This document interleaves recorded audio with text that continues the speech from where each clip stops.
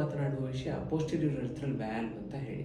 ಇದು ಏನು ಅಂದರೆ ಮೂತ್ರನಾಳದಲ್ಲಿ ಇದು ಗಂಡು ಮಕ್ಕಳಲ್ಲಿ ಕಂಡುಬರುವಂಥದ್ದು ಹಾಗೂ ತುಂಬ ಇದು ಮಕ್ಕಳಲ್ಲೇ ಕಂಡುಬರುವಂಥದ್ದು. ಏಜ್ ಆದ ಮೇಲೆ ಬರುವಂಥದ್ದು ಭಾರಿ ಕಮ್ಮಿ ಇದು ಸ್ಕ್ಯಾನ್ ಮಾಡುವಾಗ ಇದು ಬಸರಿ ಇರುವಾಗಲೇ ಸ್ಕ್ಯಾನ್ ಮಾಡುವಾಗಲೇ ಒಮ್ಮೊಮ್ಮೆ ಗೊತ್ತಾಗ್ತದೆ, ಒಮ್ಮೊಮ್ಮೆ ಹುಟ್ಟಿದ ಆದಮೇಲೆ ಗೊತ್ತಾಗ್ತದೆ.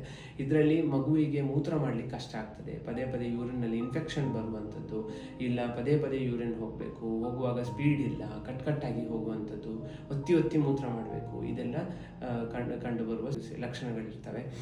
ಮಗು ಇದು ಮೂತ್ರ ಮಾಡುವಾಗ ಎಳಿಬೋದು, ಲಿಂಗವನ್ನು ಹಿಡಿದು ಎಳಿತಾನೆ, ಇಲ್ಲ ನೋವಾಗ್ತದೆ, ಅಳ್ತಾನೆ, ಹಾಗೆಲ್ಲ ಇರಬಹುದು. ಸೊ ಇದಕ್ಕೆಲ್ಲ ನಾವು ನೋಡಿ ಅದಕ್ಕೆ ಟೆಸ್ಟ್ ಮಾಡಿ ಮತ್ತು ಟ್ರೀಟ್ಮೆಂಟ್ ಕೊಡುವಂಥದ್ದಿದೆ. ಇದನ್ನು ನಾವು ನೆಗ್ಲೆಕ್ಟ್ ಮಾಡಿದರೆ ಕಿಡ್ನಿಗೆ ಕೂಡ ಪೆಟ್ಟಾಗುವಂಥ ಚಾನ್ಸಸ್ ಇರ್ತದೆ. ಸೊ ಇದಕ್ಕೆ ಆದಷ್ಟು ಬೇಗ ಈಗ ಏನಾದರೂ ಲಕ್ಷಣಗಳು ಕಂಡಾಗ ಒಂದು ಯೂರಾಲಜಿಸ್ಟನ್ನು ಭೇಟಿ ಮಾಡಿ ಅದಕ್ಕೆ ಸಲಹೆ ತಗೊಳ್ಳುವಂಥದ್ದು ಉತ್ತಮ.